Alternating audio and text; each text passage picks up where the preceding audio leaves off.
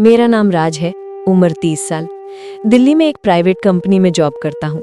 मेरी शादी को हुए हैं 3 साल। पत्नी का नाम है सिम्मी, सीधी, संस्कारी और थोड़ी शर्मीली। हम दोनों का रिश्ता ठीक ठाक चल रहा था, प्यार था, लेकिन बीच बीच में वो चुप सी रहने लगी थी। काम की टेंशन, घर की जिम्मेदारियां और शायद थोड़ा सा वक्त की कमी हम दोनों को धीरे धीरे दूर कर रही थी। एक दिन सिम्मी का फोन आया, राज, मम्मी की तबीयत थोड़ी खराब है, चलो गांव चलते हैं। मैंने छुट्टी ली और दोनों निकल पड़े अपने ससुराल की ओर। लखनऊ के पास एक छोटा सा कस्बा, जहां शांति भी थी और पुरानी हवेली जैसा घर भी। वहां पहली बार मैं मिला ज्योति से, सिम्मी की छोटी बहन, मेरी साली। ज्योति की उम्र होगी करीब 22 साल, लंबे बाल, हल्की मुस्कान और नजरों में कुछ शरारत सी थी। जब पहली बार उसने साड़ी में मुझे देखा तो उसकी आंखों में अजीब सा आत्मविश्वास था। वो न शर्माती थी न झिझकती, बस हल्के से मुस्कुराई और बोली, जीजा जी, रास्ते में बहुत थक गए होंगे, चाय बनाओ? मैंने मुस्कुराकर कहा, ज्योति, जरूर। उस दिन शाम को जब मैं आंगन में बैठा था, वो चाय लेकर आई। हल्की हवा चल रही थी और उसकी साड़ी का पल्लू बार बार उड़कर चेहरे पर आ जाता। वो संभालने की कोशिश करती, पर पल्लू मानो उसके बस में ही न था।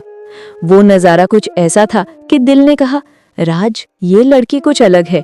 अगले दिन घर में रौनक थी, रिश्तेदार आने जाने लगे। सिम्मी अपनी माँ की देखभाल में लगी रही और मैं अक्सर छत पर चला जाता, जहाँ से पूरे घर का नजारा साफ दिखता था। वहीं एक दिन ज्योति भी आ गई। जीजा जी, यहाँ क्यों बैठे हैं, अकेले? बस ऐसे ही, थोड़ा सुकून चाहिए था। वो पास आकर बोली, सुकून तो बातों में होता है, खामोशियों में नहीं। मैं थोड़ा मुस्कुराया, पर भीतर कहीं कुछ हिला था। वो बातों बातों में खुलने लगी। उसने बताया कि कॉलेज खत्म हो गया है, अब शादी की बात चल रही है, पर कोई लड़का मन को भाता नहीं। फिर एकदम से उसने कहा, आप जैसे कोई मिल जाए तो बात ही अलग हो। मैं हकबका गया, शब्द गले में अटक गए। वो हंस दी, डरिए मत जीजा जी, मजाक कर रही हूँ। लेकिन उस हंसी में कुछ था, मजाक से ज्यादा महसूस।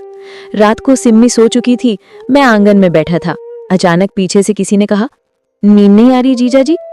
मैं पलटा, ज्योति थी, सादा सलवार में, बाल खुले और चांदनी उसकी आंखों में चमक रही थी। वो पास आकर बोली, आपको यहाँ अच्छा लगता है? हाँ, बहुत। तो आज यहीं रुक जाइए। क्या मतलब? आज छत पर चांदनी में साथ में बातें करेंगे। उस पल दिल की धड़कनें तेज हो गईं, कहीं डर, कहीं अजीब सी चाहत। मैंने हिचहिचाकर कहा, ज्योति, ऐसा ठीक नहीं है। वो बोली, कभी कभी जो ठीक नहीं होता वही याद बन जाता है जीजा जी। उसकी ये बात रात भर मेरे कानों में गूंजती रही। रात गहरी थी, आसमान में चांद पूरा था, जैसे किसी ने चांदी का प्याला टांग दिया हो। चारों तरफ सन्नाटा था, बस पेड़ों से टकराती हवा की सरसराहट। और वो ज्योति, वो धीरे धीरे छत की तरफ आई। मैं पहले से ही वहीं बैठा था।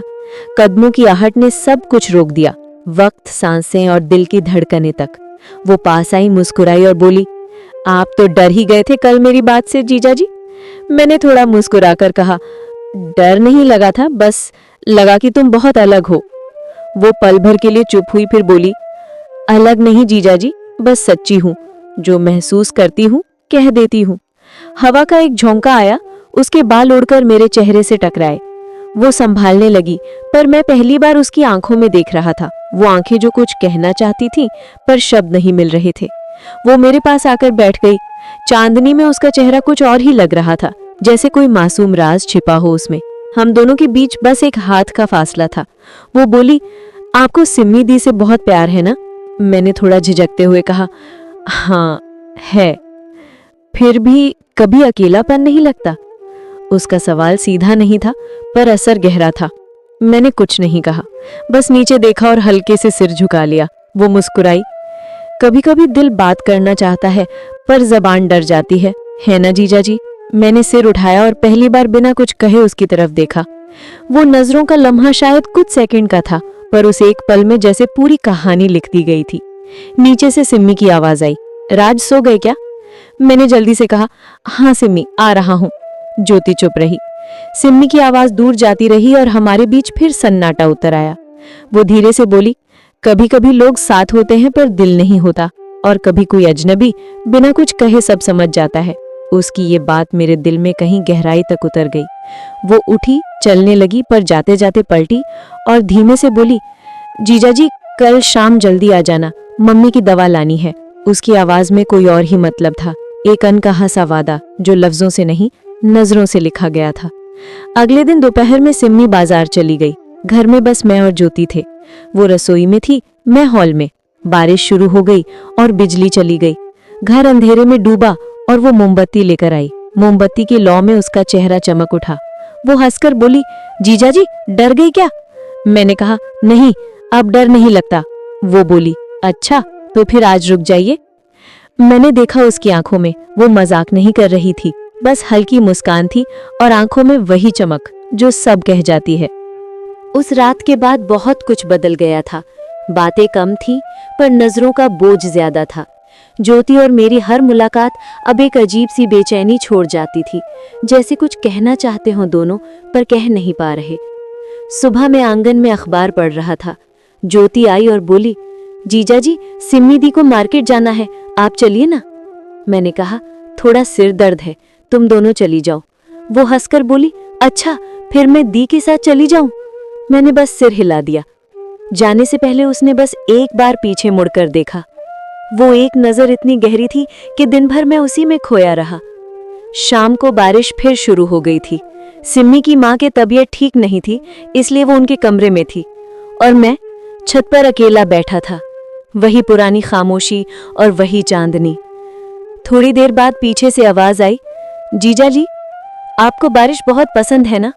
वो थी ज्योति, भीगी साड़ी में, बालों से पानी टपकता हुआ और चेहरे पर वही मुस्कान। मैं कुछ बोल नहीं पाया। वो पास आई और बोली, कभी कभी जिंदगी भी बारिश जैसी होती है, सब कुछ धो देती है, बस दिल के राज नहीं। वो पास आकर बैठी। मैंने धीरे से कहा, ज्योति ये सब ठीक नहीं है। ठीक या गलत कौन तय करता है जीजाजी, दिल या दुनिया? उसकी ये बात दिल में उतर गई। वो पल भर के लिए चुप रही, फिर धीमे से बोली, क्या आपने कभी किसी को बिना छुए महसूस किया है? मैंने सिर झुका लिया। हाँ शायद अब कर रहा हूं। वो मुस्कुरा दी और वही मुस्कान दिल को झुलसा गई। नीचे से सिम्मी की आवाज आई, रात ज्योति कहाँ है? वो चौंक गई और जल्दी से नीचे उतर गई। मैं वहीं बैठा रहा, भीगता हुआ, सोचता हुआ, क्या मैं कुछ खोने जा रहा हूं या किसी की जिंदगी बर्बाद करने वाला हूं? रात को सब सो चुके थे। मैं कमरे में था और अचानक दरवाजा खटखटाया गया। दरवाजा खोला, ज्योति थी। चेहरे पर डर, पर आंखों में वही बेचैनी। जीजाजी मुझे डर लग रहा है, मम्मी की तबीयत फिर से बिगड़ गई है। मैं तुरंत नीचे गया, दवा दी, सब ठीक कर दिया। फिर वो बोली, थैंक यू, अगर आप नहीं होते तो। मैंने कहा, ज्योति अब सो जाओ, बहुत देर हो गई है। वो पलटी पर रुक गई। जीजाजी? मैंने कहा, हाँ। वो बस इतना बोली, काश हम अजनबी ही रहते, और चली गई। उसकी ये बात मेरे दिल में तीर की तरह लगी। उस रात में सो नहीं पाया। एक तरफ सिम्मी थी जो मेरी पत्नी थी पर अब मुझसे दूर होती जा रही थी, और दूसरी तरफ ज्योति जो मुझसे कुछ चाहती नहीं थी पर हर नजर में मुझे महसूस कराती थी। सुबह जब मैं उठकर नीचे आया तो घर में सन्नाटा था। सिम्मी कहीं नहीं थी। मैंने पूछा, सिम्मी कहाँ है? सास बोली, वो अपने मायके चली गई, थोड़ी नाराज है। मैंने पूछा, क्यों? उन्होंने बस इतना कहा, शायद उसे कुछ पता चल गया है। सुबह की हवा भारी थी। वो हवेली जो कुछ दिन पहले हंसी और बातों से गूंजती थी अब किसी सूनी इमारत जैसी लग रही थी। सिम्मी नहीं थी। वो बिना कुछ कहे चली गई थी, सिर्फ एक चिट्ठी छोड़कर। मैंने कांपते हाथों से वो चिट्ठी खोली। राज, मुझे नहीं पता क्या सच है और क्या नहीं, पर ज्योति की आंखों में जो देखा उसने मुझे तोड़ दिया। अगर वो सिर्फ मेरी गलतफहमी है तो साबित कर दो, अगर नहीं तो अलविदा। सिम्मी। मेरे हाथ कांप रहे थे। मैं बैठ गया। दिल के अंदर जो कुछ दबा था वो अब सीने पर पहाड़ बन चुका था। ज्योति नीचे आई, उसके चेहरे पर चिंता थी। जीजाजी, दी कहाँ है? मैंने उसकी ओर देखा। तुम्हारी दी सब जान गई हैं। वो सन्न रह गई। क्या? उन्होंने कुछ कहा? कुछ नहीं कहा, बस चली गई, हमेशा के लिए शायद। उसकी आंखों में आंसू आ गए। मैंने कुछ गलत नहीं चाहा था जीजाजी, बस महसूस किया, लेकिन वो बोलते बोलते रुक गई। मैंने कभी दी को दुखी नहीं करना चाहा। उसका चेहरा देखकर लगा जैसे वो खुद अपने आप से लड़ रही हो। मैंने कहा, ज्योति, शायद हम दोनों ने वो महसूस किया जो नहीं करना चाहिए था, पर इसका मतलब ये नहीं कि हम गलत हैं, बस इंसान हैं। वो बोली, पर दी को कैसे समझाऊं, वो तो मुझसे भी नाराज होंगी। मैंने कहा, कभी कभी कुछ बातें वक्त ही समझा सकता है। वो बस बोली, वक्त या दूरी। शाम तक सब सामान पैक हो गया। मैंने सास से कहा, मुझे दिल्ली लौटना होगा मम्मी। वो बोली, सिमी बहुत टूटी हुई है राज, अगर उसे सच में प्यार करते हो तो वापस मत भागो, उसे ढूंढो। मैंने सिर झुका लिया। ज्योति पास खड़ी थी, चुप, पर उसकी आंखों में दर्द साफ था। जब मैं निकलने लगा तो उसने धीरे से कहा, जीजा जी। मैं रुका। कभी अगर दी लौट आए तो उन्हें बता देना कि मैंने उनकी जगह नहीं, उनका सुख महसूस करने की कोशिश की थी। उसकी ये बात मेरे दिल को चीर गई। वो पीछे मुड़ी और धीरे धीरे हवेली के अंदर चली गई। दिल्ली लौटकर मैंने सिम्मी को ढूंढना शुरू किया। कई दिन लगे। आखिरकार वो अपने पुराने कॉलेज के हॉस्टल में मिली। मैंने कहा, सिम्मी, मैं गलत था पर बेवफा नहीं। वो चुप रही, आंखों में आंसू थे पर चेहरा सख्त। राज, मैंने तुम्हारे दिल में किसी और को देख लिया था, अब उस जगह के लिए मैं अजनबी हूं। नहीं सिम्मी, वो पल कमजोरी नहीं था, बस एक उलझन थी। वो पल भर के लिए मेरी ओर देखती रही, फिर बोली, अगर सच में ऐसा है तो साबित करो। प्यार शब्दों से नहीं, फैसले से पहचाना जाता है। उसकी ये बात मेरे लिए आखिरी उम्मीद थी। मैंने उसी वक्त ज्योति को कॉल किया। वो बोली, दी को मत खोइए जीजा जी, मैं जा रही हूं। क्यों? कहीं दूर, जहां आपकी याद ना आए। और कॉल कट गई। उस दिन के बाद ज्योति कभी नहीं मिली। सिम्मी ने धीरे धीरे माफ किया, पर ज्योति की याद हमारे बीच हमेशा दीवार बनकर खड़ी रही। कभी कभी सिम्मी कहती, तुम सोच में खोए रहते हो, किसे याद करते हो राज?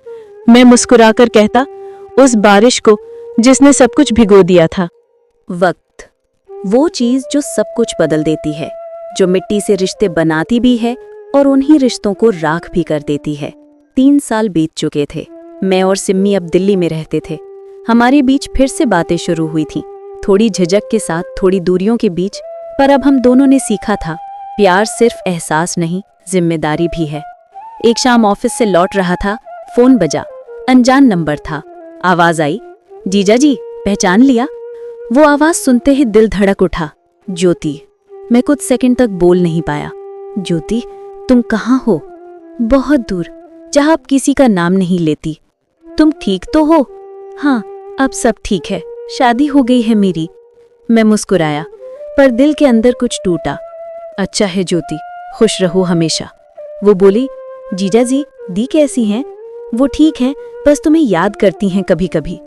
दी को कहना, मैं कभी उनका हक नहीं चाहती थी, बस जीजा ही को इंसान की तरह महसूस करना चाहती थी, भगवान की तरह नहीं। और फिर फोन कट गया। उस रात में बहुत देर तक बैल्कनी में बैठा रहा। बारिश हो रही थी उसी तरह जैसे पहली बार उस हवेली की छत पर हुई थी। हर बूंद जैसे अतीत को दोहरा रही थी। हर आवाज जैसे पूछ रही थी, क्या वक्त ने सब माफ कर दिया राज? सिम्मी आई, चुपचाप पास बैठ गई। उसने कहा, कभी कभी लगता है हम सब गलत नहीं थे, बस वक्त गलत था। मैंने कहा, हाँ सिम्मी, और वही वक्त हमें सही बनाता है। वो बोली, ज्योति से बात हुई? मैंने सिर झुका लिया। हाँ, वो अब खुश है। सिम्मी ने मेरी ओर देखा और बस मुस्कुराई। तो चलो, अब उसे हमारी दुआ मिल गई। उस पल मुझे एहसास हुआ, प्यार सिर्फ पाना नहीं होता, कभी कभी छोड़ देना ही सबसे बड़ा सबूत होता है। वक्त के साथ सब कुछ बदल गया। मैं और सिम्मी एक बच्ची के माँ बाप बने। उसका नाम हमने रखा ज्योति, क्योंकि सच्ची ज्योति तो वो थी जिसने हमें सिखाया कि प्यार जब हद पार करे तो उसे त्याग में बदल दो। कहानी की सीख, कभी कभी दिल की गलती जिंदगी की सबसे बड़ी सीख बन जाती है। रिश्ते वक्त मांगते हैं, और वक्त सच्चाई। जो अपनी गलती को स्वीकार कर लेता है वही जिंदगी में आगे बढ़ता है।